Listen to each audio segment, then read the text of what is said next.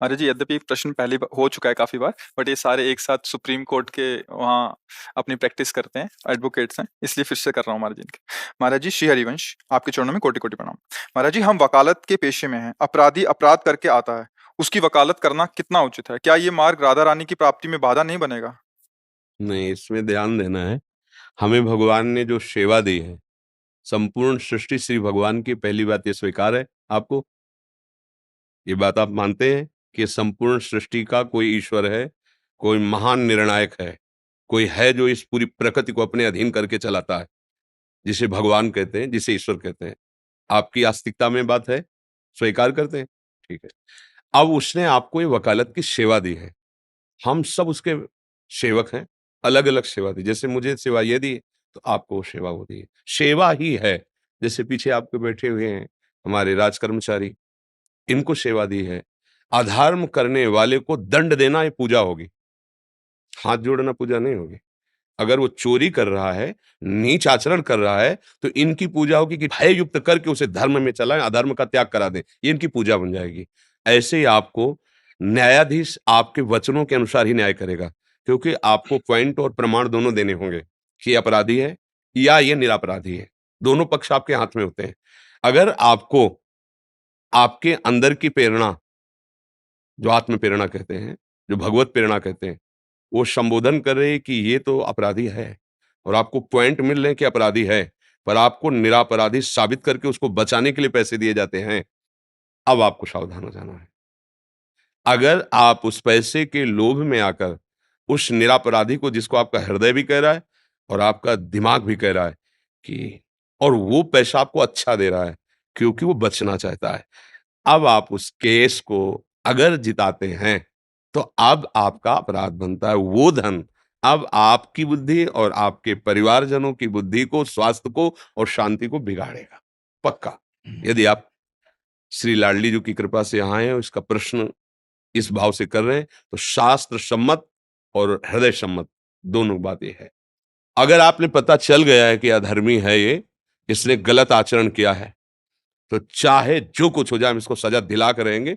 अब पैसा मिले ना मिले, तुम निरपराध हो, हम तुम्हारा साथ देंगे, पैसा हो या ना हो, कि दोबारा कभी अधर्म आचरण ये ऐसे आप जो निरपराधों के साथ न कर पाए। आपने ताकत लगा दी, उसको दंड मिला, फांसी मिल गई, आपकी पूजा बन गई।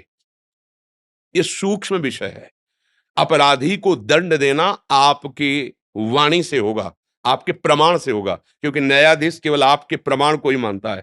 आप जो पॉइंट रखेंगे, आप जो प्रमाण रखेंगे, आपको यही पढ़ाया गया है, और आपने अधर्म का पक्ष लेकर उसे धर्मयुक्त प्रमाणित कर दिया और विजय अधर्म की हुई, तो उसके कारण आप बने ना, तो फिर कारण को तो भुगतना पड़ेगा ना। इसलिए मेरी प्रार्थना है, भले नमक रोटी खाना, पैदल चलना, लेकिन धर्म से चलोगे तो एक दिन ऐसी विजय प्राप्त होगी जो इस लोक और परलोक दोनों में आपको सुख और शांति प्रदान करेगी। समय भले लगे। धर्म से चलने वाले को यह जरूर है कि बगल से आपका ही मित्र निकलेगा बढ़िया गाड़ी में, वो आप हो सकता है पैदल हो, उसके पास हर सुविधा हो सकता है, लेकिन वो सुविधा एक दिन उसके लिए ऐसे प्रपंच की रचना करेगी कि वो जीते जी जलेगा, और ये असुविधा आपकी एक दिन ऐसे सुख शांति मिलेगी कि आपका अपने परिवार में जाकर आपको उसके देख के संतोष होगा, हृदय शीतल रहेगा, और आपको भगवान का संरक्षण मिलेगा। अगर भगवान का संरक्षण है तो फिर कौन बिगाड़ सकता है? तो मुझे लगता है कि अगर आपको पता है कि यह अधर्मी है, फिर आपको साथ नहीं देना चाहिए। पर ये लग जाता है, आज की आधुनिकता को उन्नति मानने वाला हमारा दिमाग इस बात को बड़ी मुश्किल से स्वीकार कर पाएगा, बड़ी मुश्किल से। क्यों? क्योंकि जो अधर्माचरण करने वाले होते हैं, उनके पास धन की बाहुल्यता होती है। पढ़ाई की है, पैसा लगाया है, पैसा मिल रहा है, हमें क्या है, बस यही सावधान रहना है। आप कृपा पात्र जन हैं, नहीं तो आपको संतों से या शास्त्रों से उससे ज्यादा संबंध नहीं, आपको वकालत से और धन से संबंध, आज की जो आधुनिक बुद्धि है। पर आप कृपा पात्र भगवान के हैं, आप यहाँ वृंदावन आए और अपने विषय को निर्विकार करने के लिए आप प्रश्न कर रहे हैं कि निर्दोष वृत्ति से हमारा जीवन कटे, तो आप हमारी प्रार्थना मान लेना, वो पैसा आपका लोक परलोक सब खराब कर देगा। बिल्कुल, आप जिस मार्ग में चल रहे हो, इसमें अगर आप सावधान रहोगे तो ये बहुत बड़ी उपासना बन जाएगी, और इसी में आपको भगवत प्राप्ति भी हो जाएगी। आप अपने कर्तव्य का पालन करते हुए नाम जप कीजिए। भगवान का सपोर्ट बहुत बड़ा सपोर्ट होता है, हम लोग जान नहीं पाते।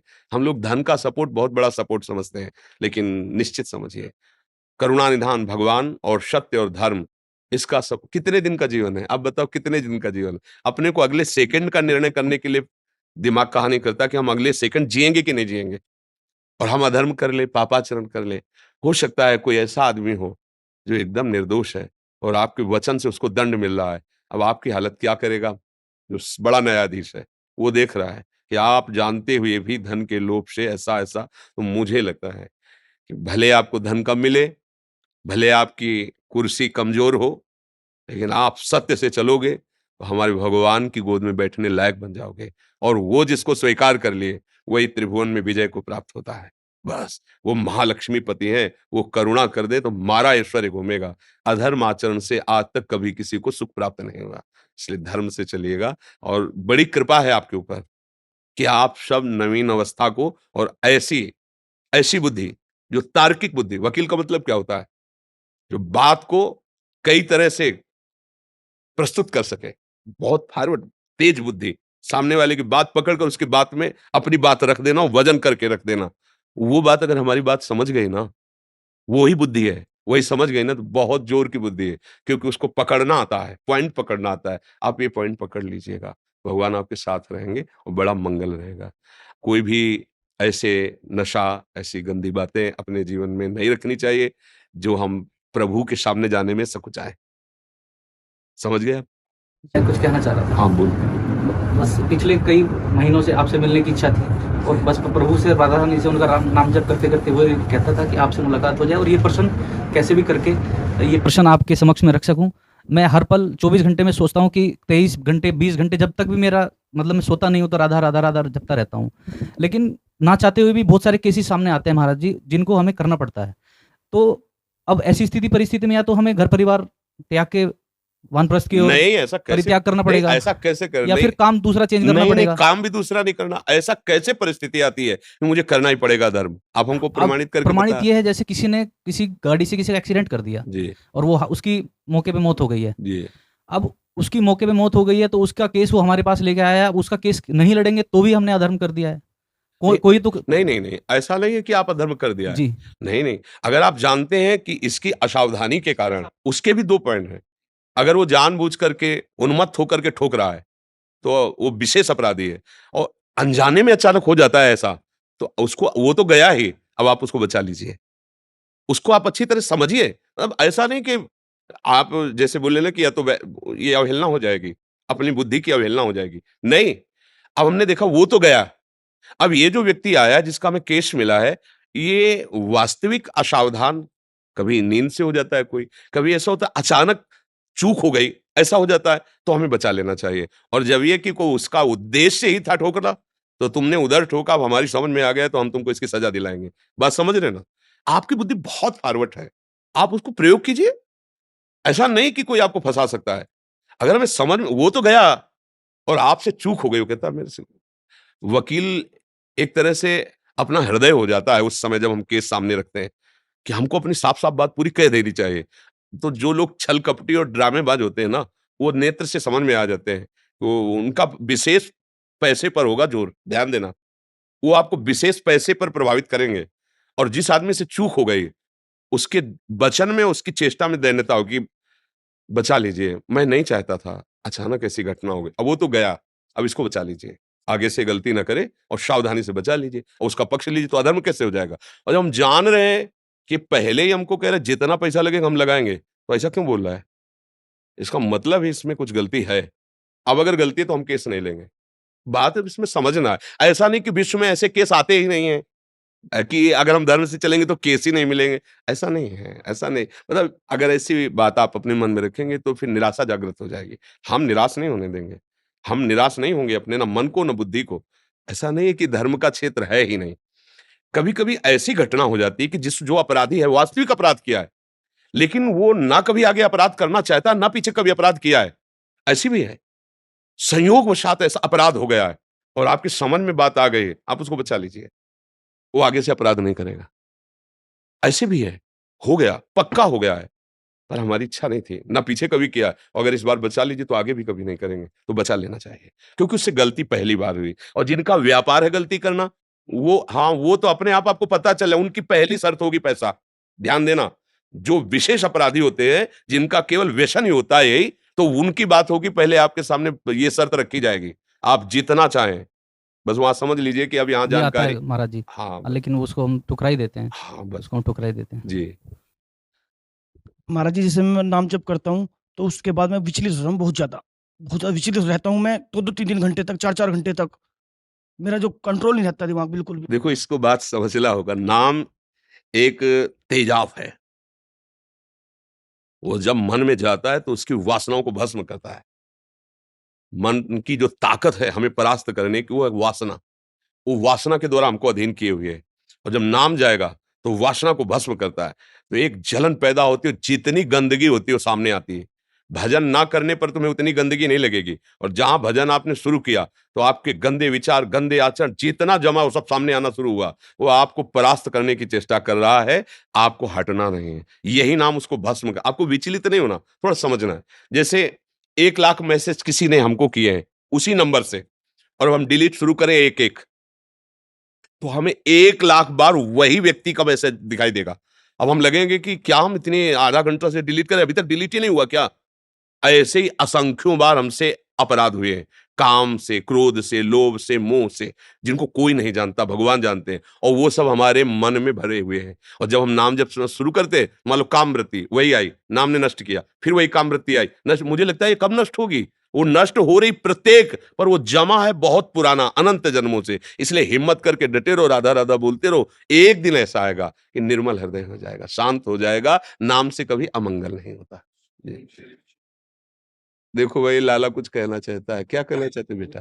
आपने जैसे बोला कि जब कोई पैसा देता है तो नहीं करना चाहिए, जैसे कि वो ब्लैकमेल भी करता है कि आपको मार देंगे, तो फिर क्या करना चाहिए? भगवान उसके रक्षक होते हैं बच्चा, भगवान उसकी रक्षा करते हैं। हम आपके इस प्रश्न का बहुत आदर करते हैं, और भगवान की बड़ी कृपा है कि आपने बड़ी सूक्ष्मता से बात पकड़ी। उसकी रक्षा भगवान करो सदा तिनके रखवारी, जिम बालक राखे महतारी। और जब भगवान रक्षा करते तो कोई पैदा नहीं हुआ त्रिभुवन में कि मार सके। पक्की बात समझ लेना, त्रिभुवन में कोई पैदा नहीं हुआ। हम कई बार वो घटना सुनाते हैं, हमारे एक मित्र महात्मा थे जो मौन रहते थे और गंगा की परिक्रमा करते थे। तो शाम का समय था, वो गंगा जी के किनारे भ्रमण और मौन रहते थे। अब गंगा किनारे जो महात्मा भ्रमण करते, बड़ा ही अकिंचन स्वरूप होता है, और उधर कुछ विधर्मी, अन्य धर्मावलंबी वो बैठे हुए थे। तो उन्होंने देखा कि बाबा जी जा रहा है, हिंदू धर्मावलंबी। बोले "ए!" तो संत बहुत सीधे सरल होते, वो नजदीक पहुंच गए। तो 5 6 8 ऐसे सब नौजवान थे। तो देखा कि शाम होने जा रही, बोले इसे मारा जाए। तो उन महात्मा ने हमसे बात करते थे, तो उन्होंने कहा हमारे मन में आया कि आज हमारा अंतिम समय भगवान ने निश्चय कर दिया है। आँख मूंदा और बस नाम जप करने लगे कि अब ये लोग मारेंगे। अब संध्या का समय है, गंगा किनारा है, तो मौज ली जाए, इसको मारा जाए। अब गाली देना और ऐसा। बोले हमने आँख मूंदी, बस निश्चय किया अब हमारा अंतिम समय है। उनमें से एक बोला मार के दिखाओ तुम। देखो, देखो वो मालिक बैठा है। उसने कहा मार के दिखाओ तुम। इसने क्या अपराध किया भाई? क्या बोला है इसने? तुम ऐसे कैसे मार दोगे? बोले तुम्हारे रिश्तेदार लगता है। आपस में थप्पड़ चलने लगे, महात्मा निकल गए। कोई नहीं, कुछ नहीं हुआ। वो कौन था बीच में जो टोक दिया? भगवान टोकते हैं। यदि आपका पूर्व का पाप है और समय समाप्त हो चुका है, तो मारे ना मारे, आपका समय समाप्त हो चुका है। और यदि नहीं, तो आप खुला चले जाओ, कोई मार ही नहीं सकता, पक्का समझ लो। भगवान रक्षक है, बिल्कुल उसे नहीं मारते। भगवान रक्षक है, भगवान रक्षा करते हैं तो कैसे-कैसे तुम्हें बताएँ। जीवन में हमने खुद देखे हैं, कैसे-कैसे भगवान रक्षा करते हैं। ऐसे कि केवल भगवान ही रक्षा कर सकते थे, केवल भगवान ही बचा सकते थे। तो दृश्य देखे हमने। भगवान बहुत कृपालु है, इसलिए पहला माला इसको पहनाओ, क्योंकि तुम इतनी एकाग्रता से सुनते रहो, ऐसा पॉइंट निकाला जो ये भी नहीं निकाल पाए। हमें इस बात का सुख है कि आप सब नवीन अवस्था के और सत शास्त्रों की सम्मति से चलना चाहते हैं। ये हमारे ऊपर आप कृपा कर रहे हैं। ये मतलब जैसे ना बेटा दूध पी ले तो माँ दुलार करती है कि तूने हम पे कृपा की, तूने दूध पी लिया, ला अब तू स्वस्थ रहेगा, अच्छा रहेगा। ऐसे ही हमारा हृदय प्रसन्न हो जाता है, क्योंकि आप जैसे हमसे किसी ने प्रश्न उसमें किया कि आप विशिष्ट जनों को ही माला क्यों पहनाते हैं? सबको माला पहनाइए। तो पहली बात है, हम किसी से पैसे लेते नहीं हैं। अगर आप ₹100 चढ़ा दिए तो हम 250-300 महात्मा है, दाल रोटी जो आया उसी से खा लेते हैं। माँगना नहीं, कोई टैक्स किसी तरह का कहीं कुछ नहीं भरना। कोई पर्ची पुर्चा, कोई ड्रामेबाजी नहीं कि भाई वो दान पेटी रखी यहाँ, ऐसा कुछ नहीं। आप चढ़ा दिए, वो मन में आया तो, अगर हमको लगा कि नहीं लेना चाहिए तो आपको वापस कर देंगे, नहीं चाहिए। अगर हमारी स्त्री जी बोली हाँ ठीक है तो रख लिया, 2-4 माला बनवा के प्रसादी करवा के रखवा लिए। अच्छा, आप अगर प्रसादी पाए और आनंदित हुए तो आप सैकड़ों को बचा लेंगे। तुम्हें माला नहीं पहना, लेकिन तुम्हें जो बचा सकता है उसको हम भागवतिक बुद्धि से श्रद्धावान कर रहे हैं। अगर आप धर्मात्मा हो गए, आप ठीक से चलोगे तो हजारों को बचा सकते हो, इसलिए हम आपको माला पहनाते हैं। आप हमारी समाज की रक्षा करते हो, रात दिन आप खड़े हो ड्यूटी पे, अगर आप ठीक से चलोगे तो हमारी समाज सुखी रहेगी, इसलिए हम माला पहनाते हैं। पर इतना नहीं हमारे पास कि हम तुम्हारे स्वागत के लिए 1500 माला बनवा कर हमारे पास नहीं सब बात है, हमारे पास नहीं है कि हम सबको जैसे पहला सकेला। हमारे पास 2-4 माला रोज बनवा के प्रसादी कर लेते, कोई विशिष्ट जल है तो पहना नहीं। लोगों को लगता है ना कि विशिष्ट जनों को क्यों माला पहनाते हैं, इसीलिए पहनाते हैं। दर्शन मात्र ही हमारे लिए सब कुछ है। आपके दर्शन हो गए, हमारे भाग्य खुल गए।